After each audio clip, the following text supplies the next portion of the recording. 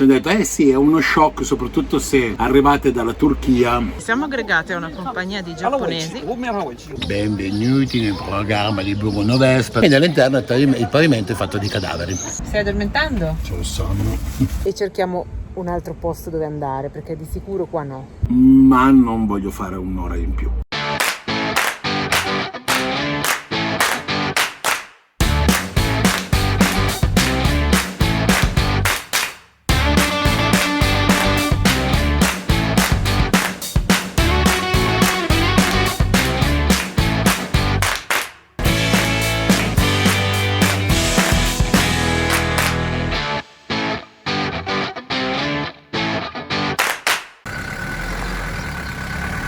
Siamo pronti a ripartire.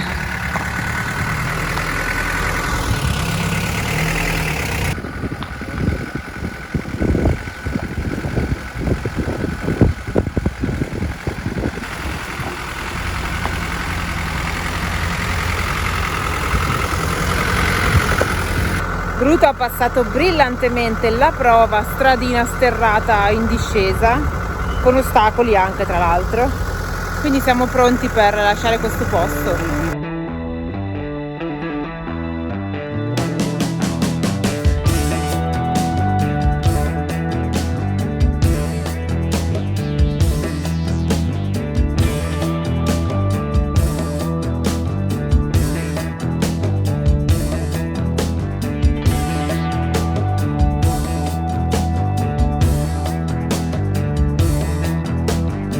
Vedete alle mie spalle dove abbiamo mangiato oggi a mezzogiorno, perché ci siamo spostati dal camping e stiamo praticamente, o meglio, eravamo in Kakhetia, che è una regione che è classica per il vino, che per le varie vicissitudini e tempo perso per riparare Bruto non abbiamo visitato e non visiteremo.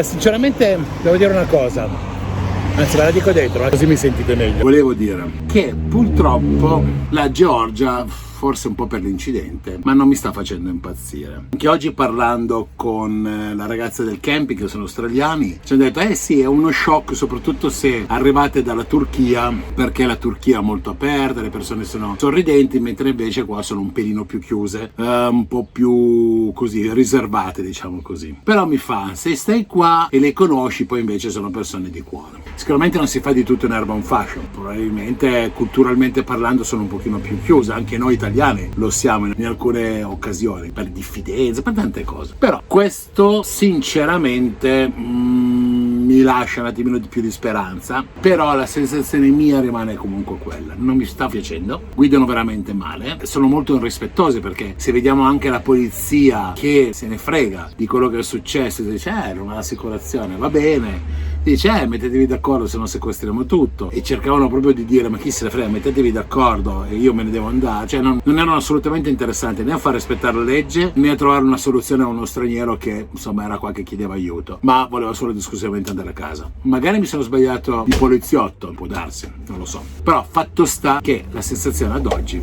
non è bella, quindi non stiamo correndo assolutamente, rimane in piano di vedere, ci sono determinate tappe che avevamo già previsto, ma non voglio fare un'ora in più, questa è la mia idea. Marina poi probabilmente sarà diciamo che la Kakhetia, questa regione del vino, era un po' fuori strada per noi, ci avrebbe portato un po' in montagna e da un altro lato rispetto alla strada principale. Visto i giorni persi e visto che comunque degustazioni del vino ne abbiamo già anche fatte, proseguiamo dall'altra parte, anche perché se bevi non puoi guidare, perché qua legnano e col culo che ho mi pigliano subito. Detto questo ragazzi, vado a guidare, ciao.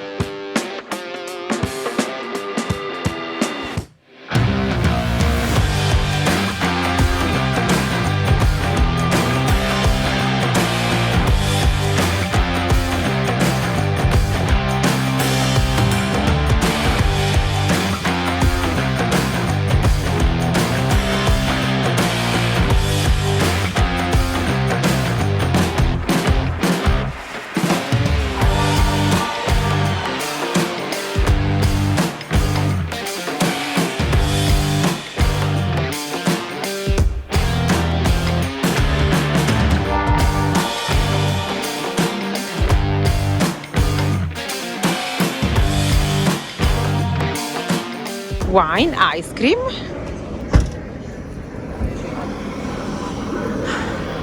7 in una macchina, benissimo. Ragazzi, siamo venuti a circa 20 km fuori da Tbilisi. C'è un lago fatto a forma di boomerang e c'è questa installazione che è stata creata nel 1985 da uno scultore georgiano che ha fatto queste colonne, un'opera tutto incompiuta, che ha fatto queste 16 colonne dove sulle colonne sono rappresentate un pochino quello che è la storia della Georgia. Infatti questa installazione si chiama Cronache Georgiane. Per raggiungere il monumento bisogna fare questa scalinata che vicino al monumento sembra piccola, invece è abbastanza lunga. 92 scalini per arrivare in cima e ammirare il panorama.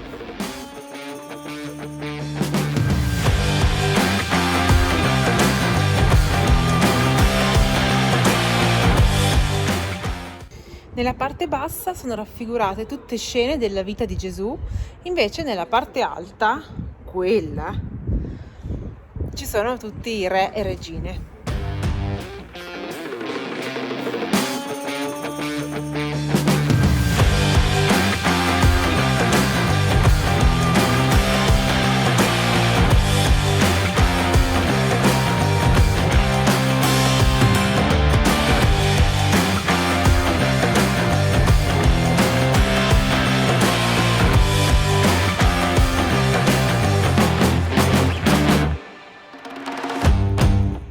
Pensavate che ero da sola, invece c'è anche Mauri, li ha fatti anche lui 92 scalini. E adesso andiamo a vedere la migliore installazione tra questi bassorilievi o altorilievi in questo caso. Adesso vi faccio vedere una delle opere che sinceramente è quella più bella in assoluto, dove l'artista ha voluto riprodurre la stanchezza dell'essere umano. E sembra vero, No, è veramente bella.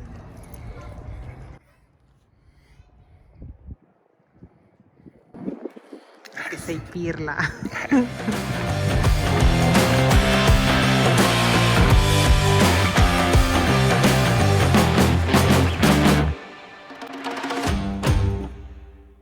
Abbiamo trovato qualcuno che ha un codino e una barba bianca più lunga di Mauri. Il mio mito, così la voglio.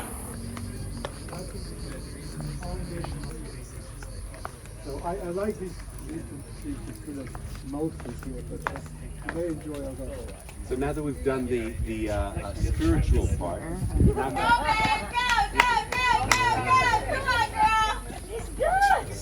Uno abbandonato. Anche noi siamo saliti così, vero? I miei sogni sì.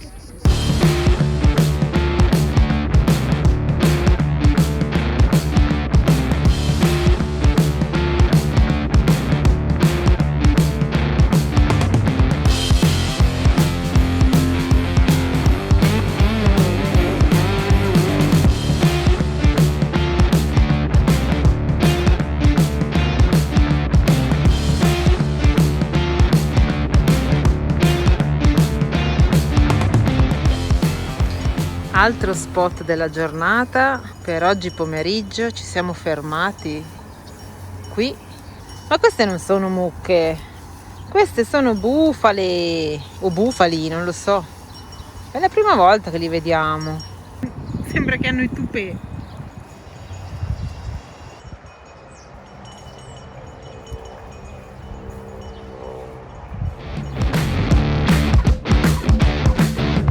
Ma come abbiamo dormito bene questa notte.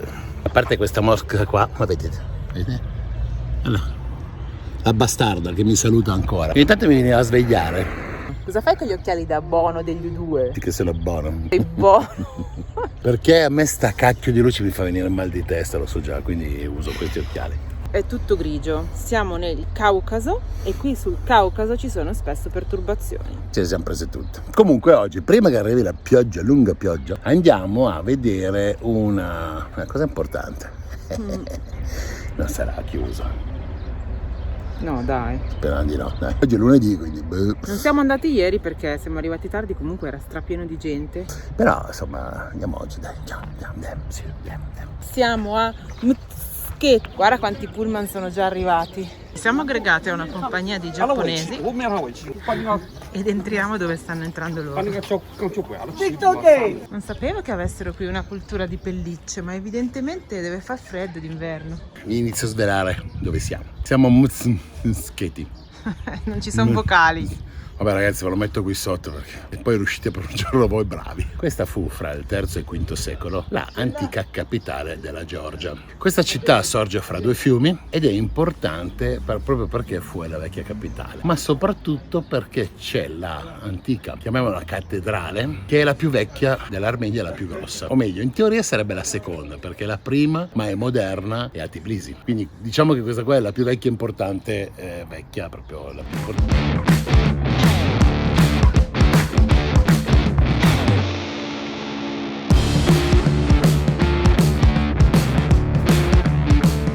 Qua il ciacia, praticamente l'oro distillato, la nostra grappa fatta con varie verdure e frutte dentro che danno sapore, però qui la grappa loro si chiama ciacia ed è anche buona. Adesso entriamo, passiamo da questo inizio del paesino tipo druide, ci avviciniamo alla cattedrale. Prima mi sono dimenticato di dire che questa città è fra due fiumi e non sono i Tigri e l'Eufrate. I fiumi sono? Ci tenevo a farglielo dire perché sono semplici. Metkvari e Aragvi, che è il secondo è facile. Vabbè, c'è anche con noi questo, via. L'alfabeto georgiano, che ha più di 30 lettere, ha comunque solo 5 vocali e praticamente non le usano.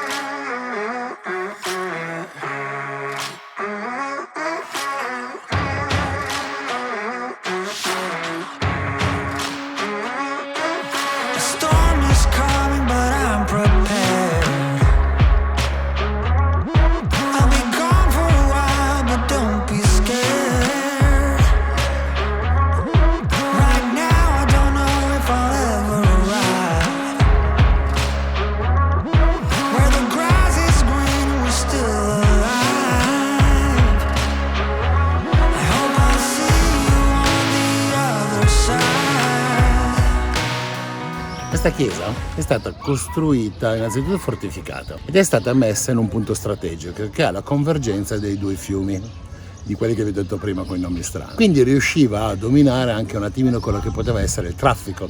E prima non c'erano tutte le case attorno, e quindi si riusciva a vedere, anche perché è leggermente in salita, quindi riusciva a vedere le due vallate sotto. Adesso vi devo dire una cosa particolare.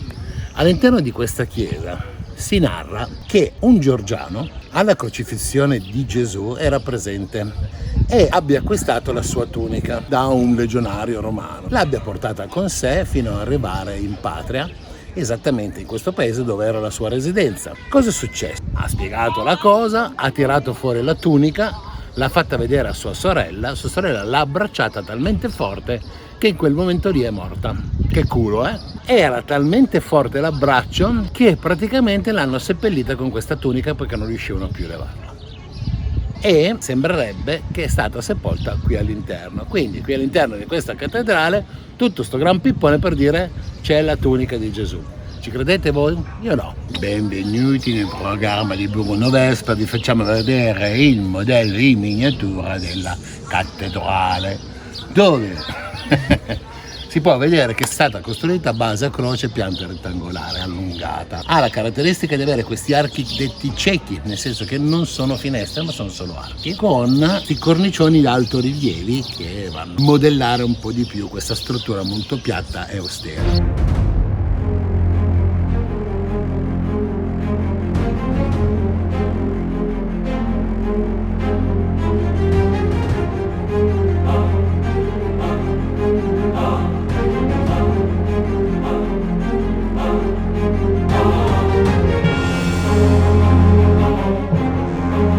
Questa chiesa storicamente era usata anche per tutte quelle che erano le cerimonie del re e delle regine e addirittura venivano seppellite all'interno, o meglio neanche seppellite ma inumate. Ragazzi, l'ho letto su Wikipedia. Quindi all'interno il pavimento è fatto di cadaveri.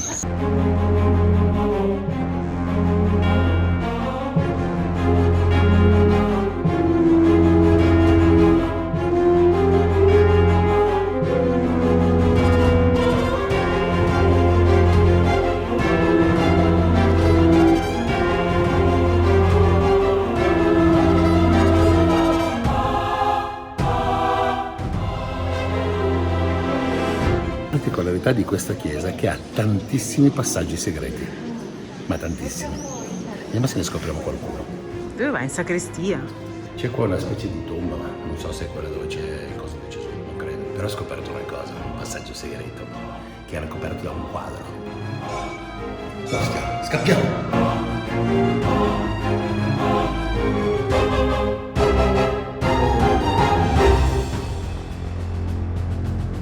Qui alle spalle c'è lo zodiaco, vedete la ruota, e sotto ci sono tutti gli animali, insomma un po' mitologici dello zodiaco. Ragazzi, sono riuscito a capire almeno le leggende che raccontano, è da uno che era qua che lo stava più o meno spiegando in cinese. Dunque, praticamente qua alle mie spalle, dove c'è quel quadro lì, dovrebbe essere, si dice, lì sotto sepolta la sorella di quello là che aveva la giacchetta di Gesù in mano. E quindi tutti insomma raccontano questa bella storia e dovrebbe essere lì sotto, ecco, questo ve lo facciamo vedere per cronaca. Siamo usciti all'esterno, la visita è finita, è andata in pace. Allora, no, è interessante vedere la struttura, vedere come sono le chiese un pochino differenti, un po' più austere. Poi vabbè, hanno sempre questa caratteristica che chi era potente e aveva i soldi veniva sempre seppellito il più possibile vicino all'altare, all'interno delle chiese, perché così la sua ascesa era molto più, come posso dire, rapida. Qui sono stati incoronati re e regine, quindi poi andavano sepolti qui con dignità. Sì. Abbiamo visto una tomba oltretutto dove è morto nel 2008, quindi penso che probabilmente era qualche discendente reale che magari è ancora stato seppellito qua, non lo so, poi magari ce ne sono anche di più recenti. Spero che questa storia vi sia piaciuta e adesso andiamo. Vediamo se individuiamo in questi barettini quello che ci pelerà di più. Sperando che il latte sia fresco, se no stasera la balliamo. Passo in una via secondaria perché vorrei arrivare al fiume. Forte, si sono fatti il muro con le bottiglie che hanno bevuto nell'ultima settimana. Ecco, qua ci sarebbe anche un bar, non so neanche se è aperto, comunque il fiume è questo qua.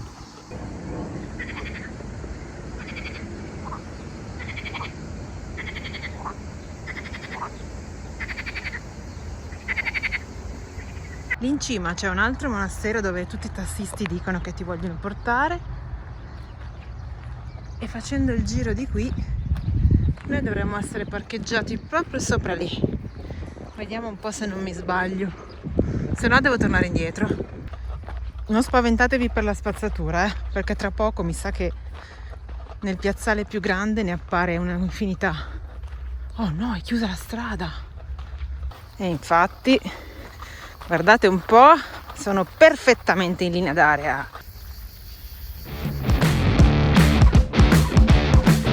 Oggi abbiamo fatto un po' di editing, un po' di lavoretti in camper. Questo è mezzogiorno, abbiamo deciso di venire a mangiare, ma volevamo mangiare i ravioloni e siamo andati in un negozio. Il problema è che questa signora non ha voluto venderci le cose. Io sono veramente arrabbiato e aggiungo un altro pezzettino negativo alla mia esperienza. Quindi non so alla fine che voto darò alla Georgia. Detto questo, siamo poi venuti in un ristorante qua, abbiamo ordinato i ravioli che volevamo mangiare, li pagheremo ovviamente un pochino di più, ma almeno ce li godiamo seduti, giusto Marina? Giusto. Mi sono allontanata per spiegarvi un po' meglio questa storia che è successa con i Khinkali, perché lì hanno messo la musica a manetta al ristorante, quindi non riesco a spiegarvelo. Cos'è successo? C'è una via principale con dei negozietti. Ieri sono andata a prendere il pane e ho adocchiato questo piccolo spazio, tipo una stanzetta quadrata, con dentro dei frigo, dei freezer, e fuori aveva l'elenco proprio in vetrina di tutti i Khinkali disponibili, tra cui anche quelli con le patate, che sono quelli che ci hanno consigliato di provare. E allora adesso siamo andati stamattina e volevamo comprarne 3 o 4 per tipo, patate, formaggio, funghi, non so cosa c'era d'altro. Ho capito poi che non li cucinavano lì, che erano congelati, ma va bene, ce li portiamo via, tanto è un raviolo bollito. Guardiamo dentro, proprio il locale è piccolissimo, c'è la porta e tutti questi frigo e freezer intorno. Appare dopo 1 minuto e mezzo una signora che non parlava nessuna lingua ovviamente, e noi gli diciamo ok, vorrei comprare dei Khinkali, e lei incomincia a tartagliare. No, Khinkali no, non diceva no, diceva delle altre parole, poi sorrideva dicendo che non capiva e non parlava, e allora abbiamo detto vabbè, ma nel menù c'era anche altre cose, cioè allora kebab, qualcosa da mangiare ce l'ha in sti frighi, no? Frighi e freezer dappertutto, la porta aperta, dice ok, compriamo qualcos'altro, e lei faceva dei segni così, e quindi io non ho pensato subito male, invece Mauri dice ma È impossibile che è aperta e non ha niente, quindi è molto più probabile che non ci voglia vendere il cibo. A quel punto infatti le ha detto: ma come hai finito tutto? Fammi vedere il frigo. E lei ha incominciato a fare degli altri segni, no. A quel punto ce ne siamo andati, tanto c'era poco da fare. Detto questo, ora vi facciamo vedere questa specialità, almeno quelli col formaggio non li abbiamo mai provati. Abbiamo provato l'altro giorno quelli con i funghi e adesso abbiamo ordinato questi qui con le patate. Questi qua sono dei funghi col fungulguni, formaggio. Funguni. Vabbè, con il fungul e formaggio che niente, sono tipici. Sulguni. Eccoli qua i fincali. Ah, questi qua sono quelli classici, li avevamo già mangiati, questi qua hanno le patate. Questi sono i funghi e quelle le patate. Quelli classici sono quelli con la carne. E si mangiano pensando al brodino che si forma dentro. Anche dentro c'è l'acqua. Dicono sono bolliti, basta. Buoni, dentro c'è un ripieno di funghi, qualche spezietta e si mangiano così. Quelli con le patate. No, quelli con i funghi erano buonissimi, saporiti. Prendete dei tortellini, belli spessi, come pasta, che quindi già mettete dentro del purè di patate insipido. Sì, pane e patate, ecco. Marina non vuole che la riprenda, ma io la riprendo lo stesso. Ragazzi, stiamo facendo pulizie per un sacco pulito. Andate a vedere il sito, vi scrivo il link qui sotto. Cosa fai? Fa veramente schifo. Ci sono delle bottiglie piene di cose che non sono quelle bottiglie. Non oso immaginare. Saranno camuffate da Coca-Cola e dentro ci sarà alcol. Sta pulendo questa zona. Ha già fatto 3 sacchi. Brava la mia dolce metà. Se volete vederlo andate su www.unsaccopulito.com. Vabbè, l'avevo già detto io, però.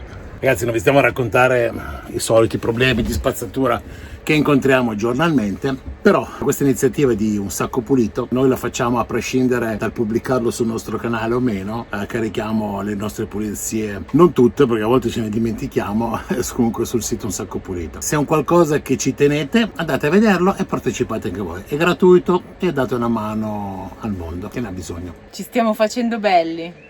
Siamo un cane San Bernardo io. Anch'io. Adesso ci pettiniamo, poi saremo come nuovi, perché stiamo andando, non abbaiare, ehi fido, stiamo andando a fare un'esperienza georgiana autentica, adesso tra poco ve lo spieghiamo. Oh. Sono belli, Sì, bellissimi, docciati e profumati per evitare che il padrone di casa scappi. Padrona di casa che ci ospita. Abbiamo trovato una cantina familiare, piccolina, che produce 6.000 bottiglie di vino all'anno solo. Bianco e rosso, 4 tipi diversi. E ci ospita qui davanti, siamo qui davanti alla sua proprietà. Esatto.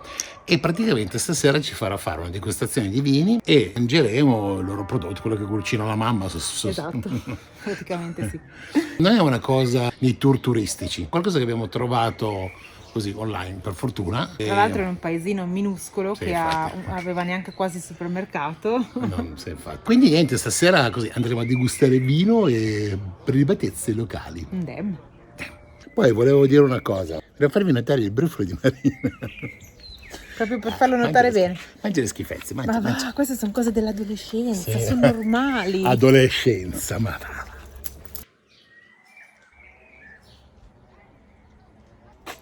Non so se viene anche lei alla degustazione, però sicuramente ha già bevuto.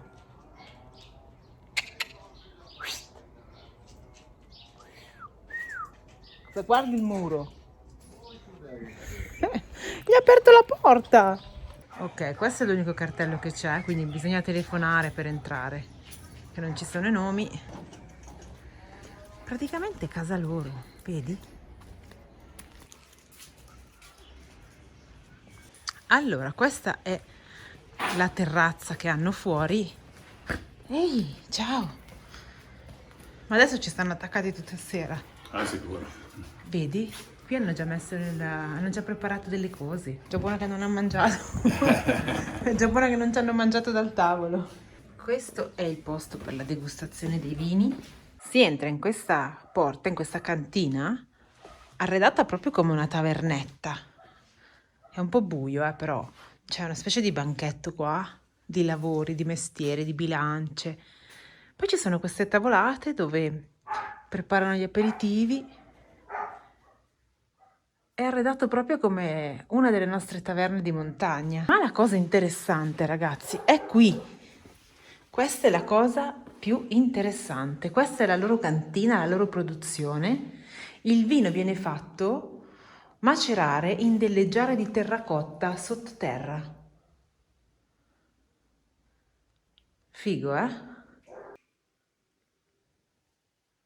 Questa invece è la loro grappa. Torno fuori, se no Mauri mi mangia tutta la cena. Allora adesso il ragazzo mi ha detto che stasera deve avere il suo giorno libero, si è fermato per noi, carino. Però mi ha detto, vi dispiace se vi porto il cibo eccetera, poi io scappo via perché c'ho la ragazza che mi aspetta. Ho detto, ci mancherebbe altro. Ciao, tu sei bello, ma io non ti voglio qua stasera. Adesso lui ci farà delle degustazioni di vino, ovviamente parlerà in inglese, quindi ve le spiegherò poi io dopo. Però sono 2 bianchi e 2 rossi. Today you will be trying 4 wine. Ok. Chinuri, Gorolum Zuane. Then we have Tavqueri and Shaukapi. All these wines are dry. Okay. All of them are endemic grape varieties for this region of Georgia. Okay. All the wine is made in Query.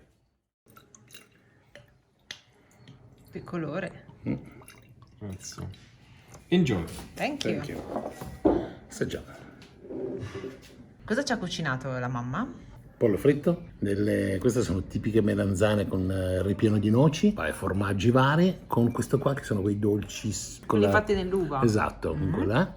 Un'insalata tranquilla, una salsina da condire l'insalata e il loro pane. Ah, l'acqua. E ci ha lasciato qua i vini Ta-da. e la grappa Ta-da. e il limoncello che fanno loro. Quindi niente detto, a domani. Fai da te. Paghiamo anche domani, quindi vabbè, super gentile. Bene, io direi di iniziare e ci vediamo alla fine forse. Cosa ne pensi di questa degustazione? Fenomenale. Quali sono i vini che ti piacciono di più? Il primo e l'ultimo. Che ne abbiamo già discusso. Che vuoi dire che ti dica? I vini sono eccezionali, ma veramente eccezionali. L'ultimo, che è quel vitigno raro, è uno spettacolo, paragonabile a un bel nebbiolo o forse anche quasi a un barolo. Non vorrei esagerare nel dirlo, perché il Barolo è un pochino più raffinato, passaggi in barrique, però è veramente corpo, cioè proprio un bel vino da cacciagione, da formaggio, da qualcosa di grasso che pulisce la bocca. Veramente buono, bello persistente in bocca, quindi piccolo acquisto, magari 2 bottiglie. Non è che costino molto, siamo sui 10 euro, 13 euro l'ultima, più o meno, 10, 12, 13 euro. Quindi sono dei vini che secondo me, l'ultimo li vale 13 euro, e il primo secondo me vale 10. Quei 2,5 mi lasciano qualche dubbio. Ci manca ancora la grappa e il limoncello? Quindi io sono già ubriaco. Hanno fatto il limoncello georgiano e lui ha detto che non si osava offrirlo dagli italiani, però l'ha lasciato lì, quindi poi lo vedremo. I ragazzi sono andati via, è venuto il fratello anche più grande che è poi il titolare. Quindi noi bene che siamo qua in mezzo ai vigneti e spero che spero che stasera i cani non rompano le balle, ma vedo che stanno già iniziando. Vabbè, mi auguro che non ci siano troppi casini e che dormiamo con questo vino nel corpo molto bene. Finito tutto. Buongiorno, bentornati di nuovo allo stesso tavolo di ieri sera. Non siamo rimasti qua tutta la notte. Ieri sera siamo andati via perché poi i ragazzi appunto sono andati a vedere la loro squadra. State qui, ci vediamo domani mattina, va bene. Veniamo qua per comprare del vino e per pagare e ci hanno offerto la colazione. Avevano detto te, però guarda, c'è anche la marmellata e il miele col panino. Thank you. Sono veramente gentili. Ieri sera per la cena che abbiamo fatto abbiamo pagato 50 lari e 70 per la degustazione di vino, dei 4 vini, vabbè, poi lasciati qua. Siamo andati a storti, quindi totale 120. 120 lari sono 40 euro, cioè nulla. Una degustazione non ti costa una persona, 40 euro in Italia. Ma con la cena poi figurati. Esatto, poi abbiamo preso 2 bottiglie di bianco e 2 bottiglie di rosso. Il rosso, quello particolare, diciamo così, è ormai quasi scomparso quel vitigno, che lo stanno reintroducendo, e abbiamo speso altri 40 euro di vini.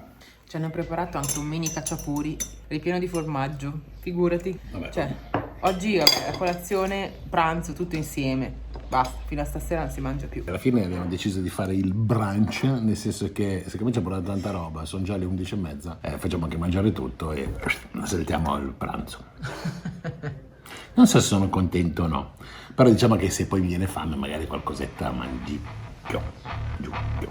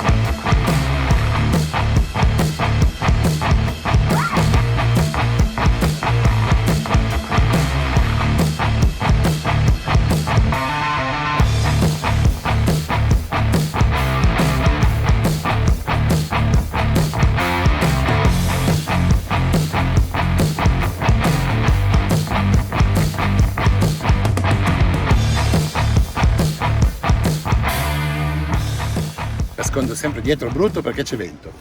Dunque, siamo venuti a vedere una città rupestre, patrimonio dell'UNESCO, una delle più importanti che c'è qua in Georgia. Queste rocce particolari che avete appena visto sono scolpite dal vento, perché qua c'è vento costante, si leviga ben bene le rocce. Siamo ai confini dell'Ossezia del Sud. L'Ossezia è una parte di territorio russo ancora, che però si è come una regione autonoma sostanzialmente, perché voleva indipendenziarsi, ma alla fine non ce l'ha fatta, è ancora territorio russo.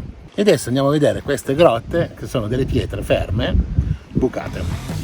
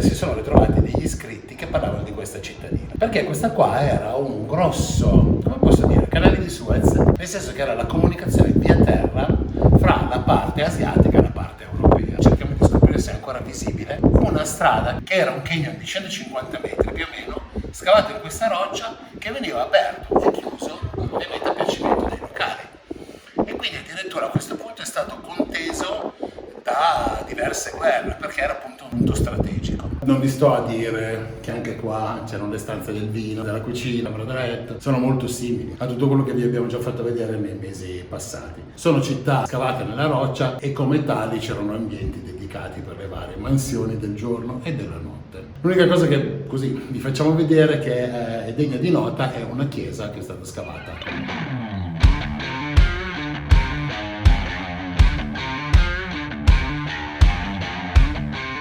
Siamo arrivati quasi in cima. Questa che era la chiesa, e si riconosce quei resti di colonne lì che ci sono, e questa era una basilica a 3 navate.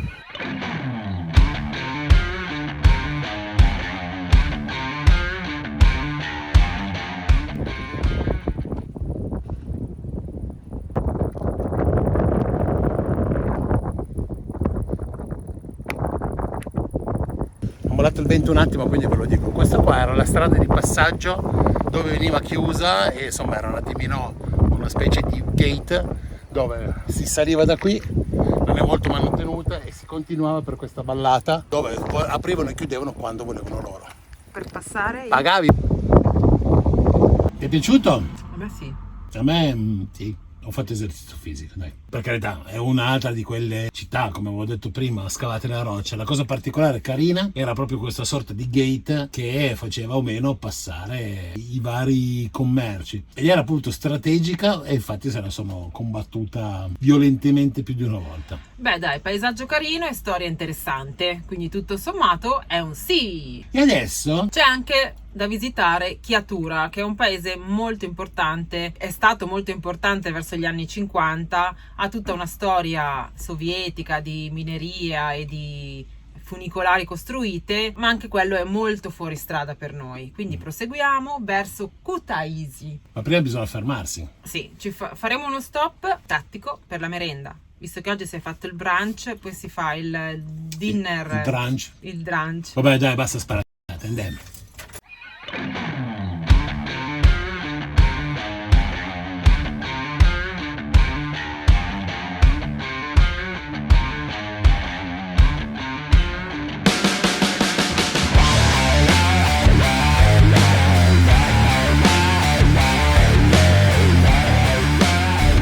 La signora mi sembra simpatica. La signora. Hello, buongiorno. 열티짜 abbiamo one. How much? 4 lari. 4 lari. Eccola lì la bambina con i suoi beni. Thank you, grazie. Adesso ci fermiamo e vi spieghiamo. Con questa nuova area, nuova città, nuovo municipio, nuova provincia, non lo so. E la cosa tipica è questa. Chi sei tu? Stai addormentando? C'è un sonno. Allora, la cosa tipica di qua sembrerebbe il pane, quello classico che cuociono dentro ai forni. Vedi? Ma non è un pane, è una specie di dolce. Potrebbero farlo anche in versione un po' più piccola, Caldo, questo è caldo, appena sfornato. E costa 4 lari, che è 1,30 €. È un pane? Non dolcissimo. Bello, zucchero e l'uvetta. È il pan tramvai. Quello di Milano. veloci. No, quello di Milano, pan tramvai. Buono, non è male. Come pausa, Una brioscina. direi che va bene. Un cappuccino. No, il tè ci vorrebbe. Croccante o quella semplice? Buongiorno, aspetta che scendo, che voi siete rimasti a ieri che eravamo in strada, ci siamo parcheggiati nel frattempo. Aspetta che vi pulisco. Cosa è successo ieri? Ieri avevamo trovato un posto, stavamo andando in città, ok? Questa è la nostra direzione, che lo è anche oggi. Però poi eravamo stanchi, poi in città abbiamo detto, ma perché fermarsi a dormire in città che sicuramente sarà rumorosa? Nel cammino abbiamo visto che c'era questo parcheggio, devo dire, alla grande, inizia dentro perché c'è un po' di vento, e devo dire che abbiamo dormito veramente bene, non è passato nessuno a parte 4 cavalli e un po' di vacche, infatti hanno lasciato i ricordini. Eccoli qua. Beh ragazzi, è così la campagna. L'idea di oggi è quella di prendere, andare in città, parcheggiare vicino a un monastero, chiesa insomma, e dopo da lì vedere un attimino la città. Vediamo, dai. Vediamo cosa viene fuori oggi in questa super avventura. Ma c'è anche lei, Quale città andiamo a vedere? Questo lo diciamo sempre dopo. Ciao. Per prima cosa facciamo diesel, oggi costa 2,65, 90 centesimi. Bello, bello, bello, bello.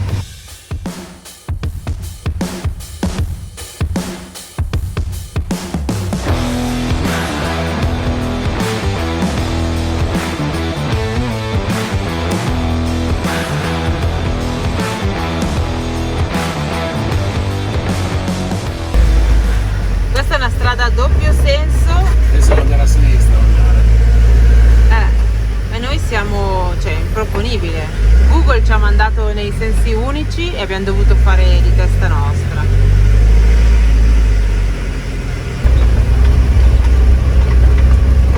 Ovviamente questa è senso unico, questa strada.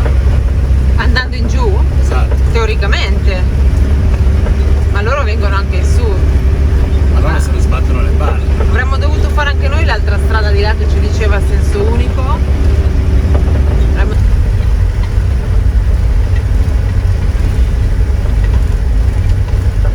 Siamo arrivati a Kutaisi, che è la città dove ci avete visto passare Nelle immagini precedenti. Bella città incasinata, come al solito non rispondono alle regole di base della guida, quindi farsi le salite belle pendenti, noi che abbiamo un problema di potenza e dall'altra parte non si fermano per darti la precedenza che tu hai, oppure addirittura sei in senso unico, pensa un pochino, io insomma come sono un po' nervoso e teso, diciamo così. Comunque adesso andiamo a vederci questa cattedrale che... Sì, siamo arrivati in una collina qua di fianco alla città e praticamente questo è il parcheggio della cattedrale di Bagrati. Visto che qua si può parcheggiare, abbiamo deciso di fermarci qua un attimo per rilassarci mezz'ora, vediamo la cattedrale, poi riprendiamo le mappe e cerchiamo un altro posto dove andare, perché di sicuro qua no.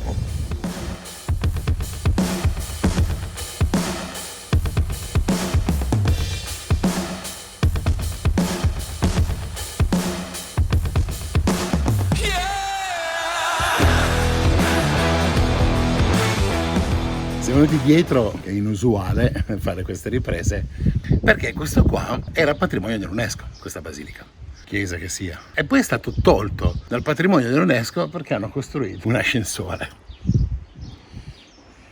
Allora l'UNESCO si è arrabbiata e ha detto, no, non va bene, non è più patrimonio dell'UNESCO. Vabbè, UNESCO, a parte che potevi massimo di smonta quella roba lì. Poi se non la vuoi proprio far smontare e vuoi trovare una scusa per non dargli più i soldi, va bene. A parte questo, dicono che i restauri che sono stati fatti sono di pessima qualità. Ora io non so giudicarli, però andiamo a vedere.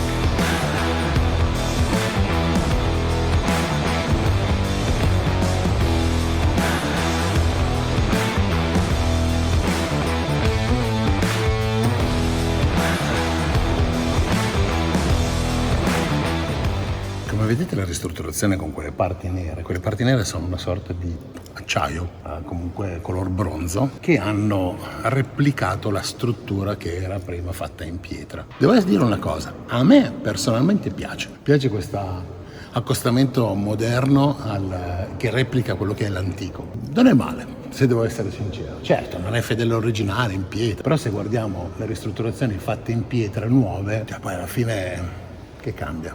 Cioè, non lo so, a me piace, punto. Non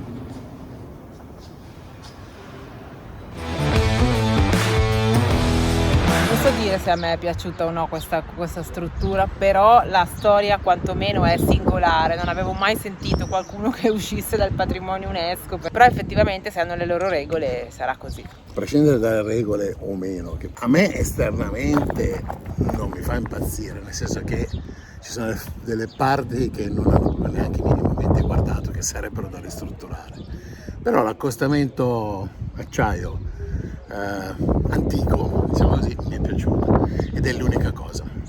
L'altra cosa per la quale si viene qua in cima a questa collina è la visuale di Kutaisi dall'alto e non l'abbiamo ancora vista adesso ci giriamo e la guardiamo. Girati.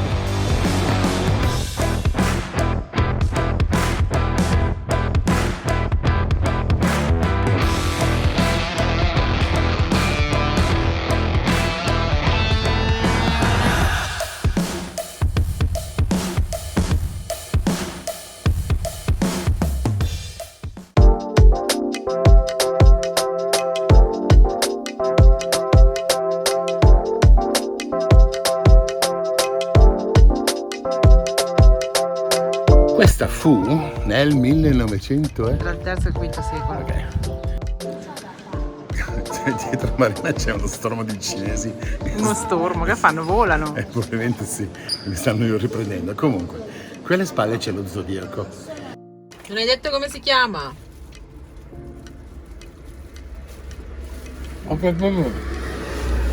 Sicuro? Tanto non lo sai. Appunto.